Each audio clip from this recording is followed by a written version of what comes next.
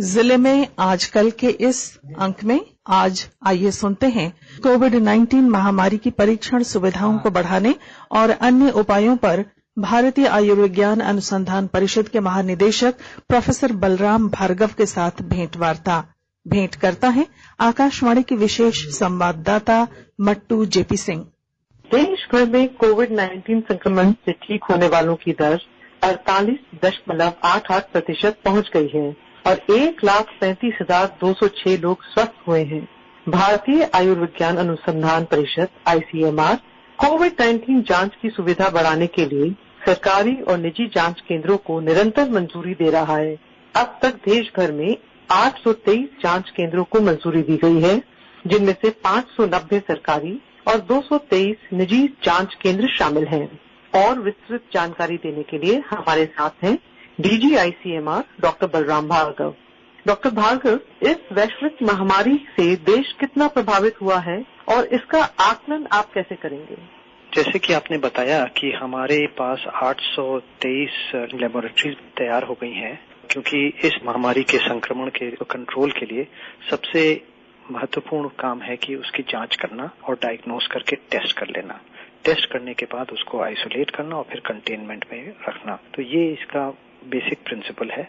जैसे कि आप देख रहे हैं कि आज हम लोग हिंदुस्तान में 50 लाख टेस्टिंग कर चुके हैं और इस समय हिंदुस्तान की टेस्टिंग की रैंकिंग दुनिया में 4th पोजीशन पे है।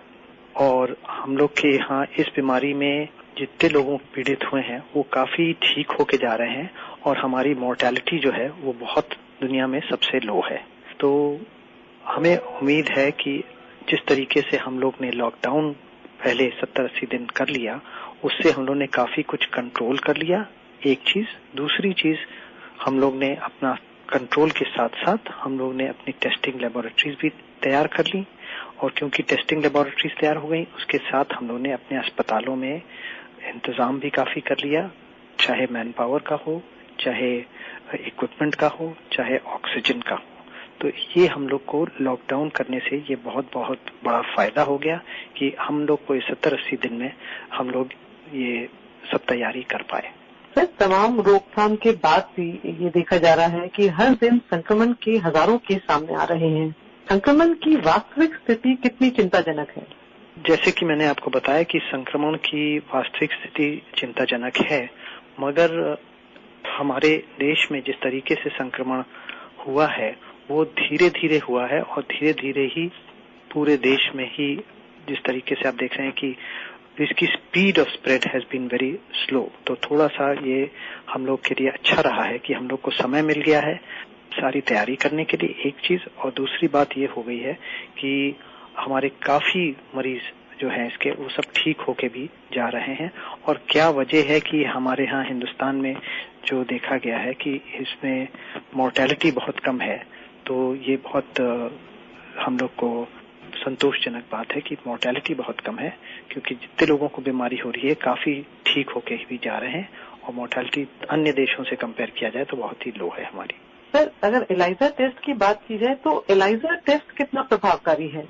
देखिए, एलाइजा टेस्ट डायग्नोसिस के लिए नहीं है, एलाइजा टेस्ट सर्वे के लिए है कि इस क्षेत्र में या इन ग्रुप ऑफ लोगों में कितनी बीमारी फैल चुकी है, कितनी बीमारी हो चुकी है 15 दिन पहले।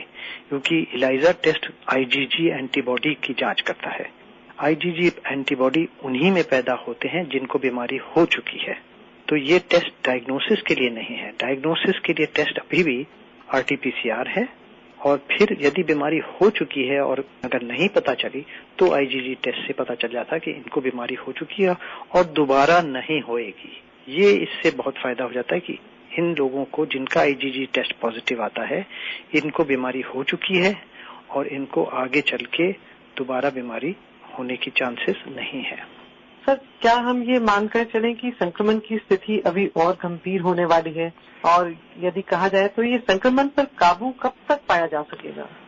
देखिए, ये तो महामारी जो है ये पूरे दुनिया में है फैली हुई है। अभी इस पे काबू कई देशों ने नहीं पा पाए हैं, जबकि उनके 80, 90, 100 दिन भी हो चुके हैं। कई जगहों के मतलब 4-5 महीने भी हो गए हैं कई क्षेत्रों में दुनिया में।